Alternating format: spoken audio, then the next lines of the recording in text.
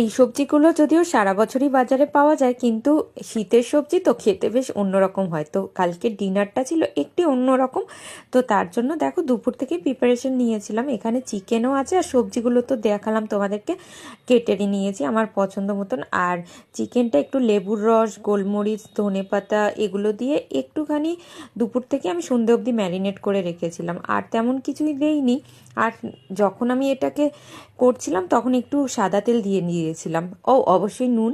আর তারপরে দেখো যে সবজিগুলো একটু নুন আর তেল মিশিয়ে নিয়ে এগুলোকে এই তাওয়ার মধ্যে এরকম শ্যাকা শ্যাকা পোড়া পোড়া বানিয়ে নিলাম। ভীষণ লো অয়েল ফুড কিন্তু এটা, যারা ডায়েটে আছো এইরকম খাবার কিন্তু ট্রাই করতে পারো।